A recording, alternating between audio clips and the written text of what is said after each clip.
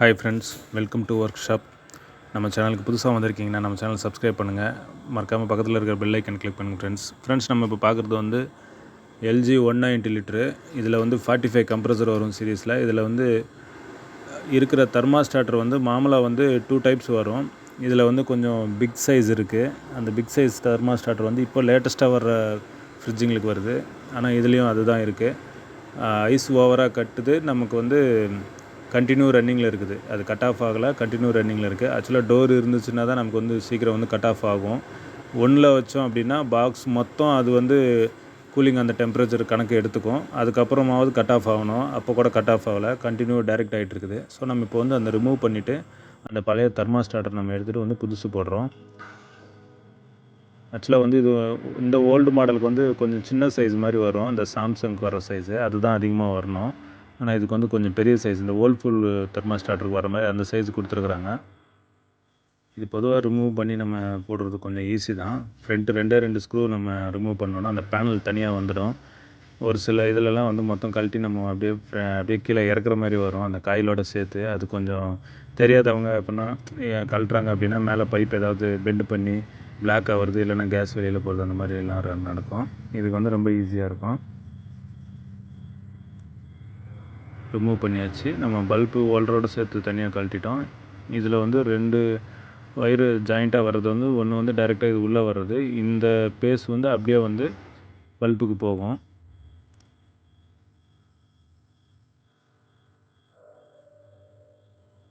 இது ஆக்சுவலாக வந்து ஒரு மெயின்டெனன்ஸ் மாதிரி தான். கிட்டத்தட்ட வந்து ஒரு எவ்ரி 2 இயர் 1 இயருக்கு வந்து இல்லை 3 இயர்ஸ்க்கு வந்து கண்டிப்பாக மாற்றிக்கணும் பார்த்துட்டு. அதாவது ஓவர் ஐஸ் கட்டுச்சு அப்படின்னா நமக்கு என்ன ஆகும்னா அதனால் வந்து கரண்ட்டு பில் வந்து அதிகமாக வரும். மேலே மட்டும் அந்த டீஃப்ரிட்ஜில் கல் மாதிரி ஐஸ் கட்டிடுமே தவிர கீழே நமக்கு இந்த வெஜிடபிள் எல்லாம் வைக்கிறோன்னா அது அவ்வளோ கூலிங் வராது. இல்லை அப்படின்னா நான் கம்மியாக ஐஸ் இருக்கிற மாதிரியே இருக்கும்.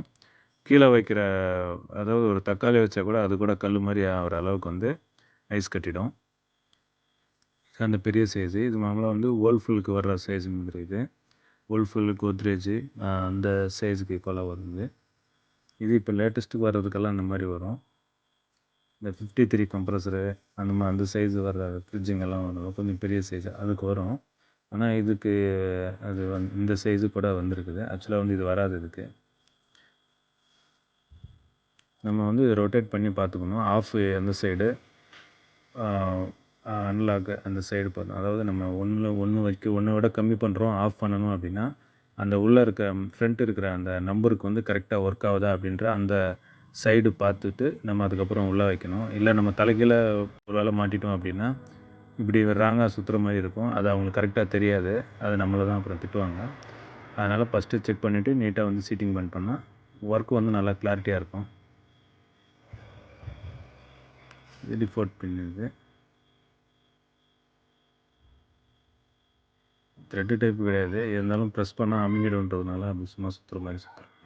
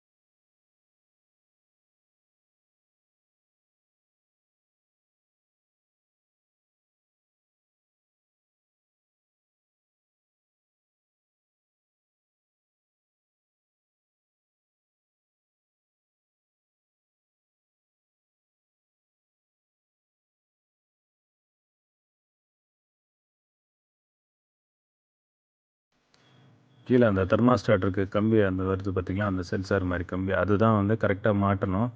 மாட்டாகாமல் நம்ம அப்படியே விட்டுட்டோம் அப்படின்னா அதனால் கூட நமக்கு வந்து கட் ஆஃப் ஆகாது. அந்த காயிலோட ஒட்டி இல்லாமல் தூரமாக எங்கேயாவது இருந்தால் கூட அதுக்கு வந்து அந்த டெம்பரேச்சர் வந்து அதுக்கு ஒட்டாது. அதனால் வந்து நமக்கு கட் ஆஃப்ன்றது ஆகாது. அதெல்லாம் வந்து கரெக்டாக மாட்டிடணும். ஆல்ரெடி ஒரிஜினாலிட்டியாக வந்த காயில்ன்றதுனால ரிமூவ் பண்ணி இப்போ பண்ணுறதுக்கு ரொம்ப அவ்வளோ ஈஸியாக இருக்குது. இல்லை ஆல்ரெடி கூலிங் காயில் ஏதாவது சேஞ்ச் பண்ணியிருக்கு, இது எக்ஸ்ட்ரா இப்போ நம்ம தனியாக பண்ணுறோம் அப்படின்னா கரெக்டாக சீட்டிங் ஆகாமல் தட்டிகிட்டு இருக்கிற மாதிரி இருக்கும். ஃப்ரெண்ட்ஸ், இந்த வீடியோ பிடிச்சா லைக் பண்ணுங்கள், மறக்காமல் நம்ம ஃப்ரெண்ட்ஸ்க்கு வந்து ஷேர் பண்ணுங்கள், நம்ம சேனலை வந்து சப்ஸ்கிரைப் பண்ணுங்கள் புதுசாக வந்திருக்கீங்கன்னா. இல்லை ஏதாவது டவுட் இருக்குது, இல்லை ஏதாவது சஜஷன் கொடுக்கணும் அப்படின்னா மறக்காமல் வந்து கமெண்ட்ஸ் பண்ணுங்கள்.